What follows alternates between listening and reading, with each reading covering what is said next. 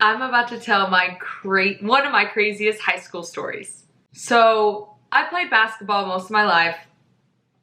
You know, you get girls on the team that graduate, they leave, and you're still on the team or whatever. And I get into class, and my best friend goes, "Yo, did you hear what happened to Ronnie?"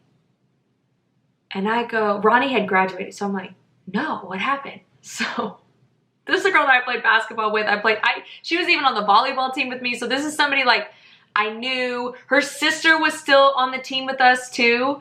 So this was somebody that like I knew, okay? This isn't somebody like, oh, so-and-so, so-and-so, like random stuff. This is literally like, she was like, "It's Ronnie, right?" Okay, so she goes, "Yeah, she went to Mexico with a bunch of friends." And I think most people know now, if you're going to Mexico and you're 18 and you're going with a group of girls, you're going there because you want to drink, because Mexico's drinking age is 18. Like, let's just call it for what it is. Let's not try to play games here. Like, you're not trying to go to Mexico to drink. You can tell your parents whatever you want, but you and I know you're going down there to party and whoop it up. But this might make you think twice.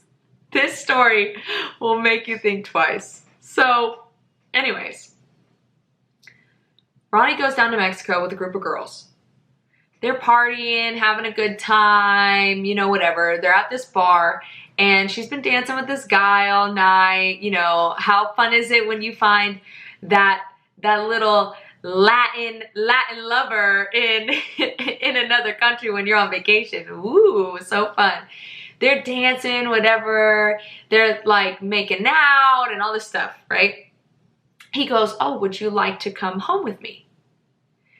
She goes, she's like throwing it back and forth. She's like, I do, but she ends up saying no. She's like, "I came here with my girlfriends.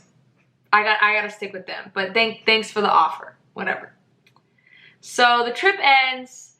They come back to Cali, and all of a sudden she breaks out all over her face, like in a rash or something. Like she didn't know what it was.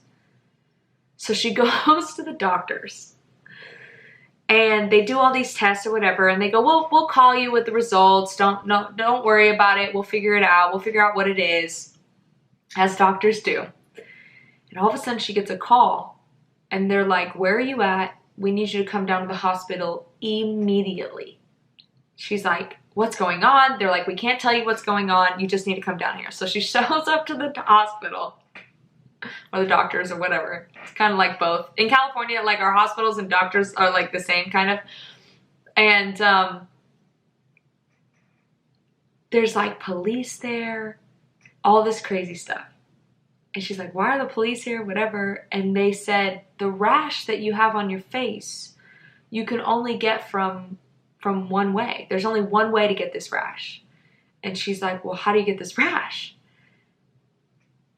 You have to eat people. You only get it from eating people." And she's like, "What? I haven't eaten nobody. I don't eat people."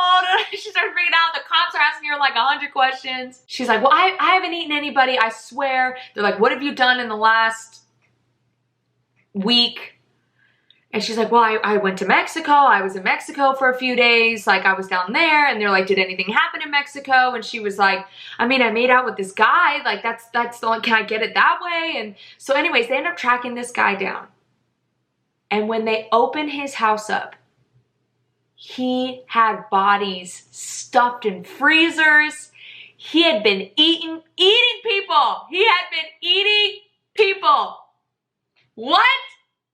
Straight up, he was eating people, and he was probably trying to take her home to eat her, kill her and eat her. This whole time, I'm like, what? This happened to Ronnie? Like, what in the world?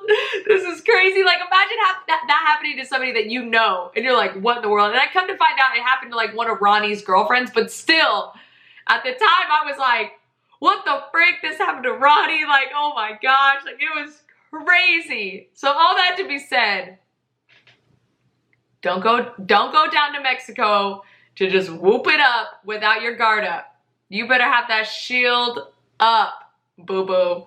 Because next thing you know, the guy you making out with, he's trying to take more than a bite of your lip. He's trying to take a bite of all of it. And not in the way that you want. So beware. But that's my crazy story. I know this is like such a short little blog, podcast, whatever. But I was reminded of this story recently because I told it to my mom very recently. She was like, what? It happened to Ronnie? Like, she was like freaking out too because she knew Ronnie from, you know, pasta dinners and all this stuff. And then, you know, I tell her at the end, oh, it didn't happen to her. And so my mom's now telling this story to like everybody. So what's funny is if Ronnie sees this and she's like, what the frick? Ronnie, we thought it was you. We thought you almost got eaten. Jeffrey Dahmer, you almost got taken out. But anyways, I just wanted to share that story because I thought it was really funny and a funny life story of classic, not classic misinformation. I mean, the story was true. It was just the wrong person. But be careful, people. Stay classy and be careful. I'll see you guys next week. And make sure if you like this video, please share it or comment or something. Make sure to subscribe to Living Like a G everywhere. And I'll see you next week. Peace.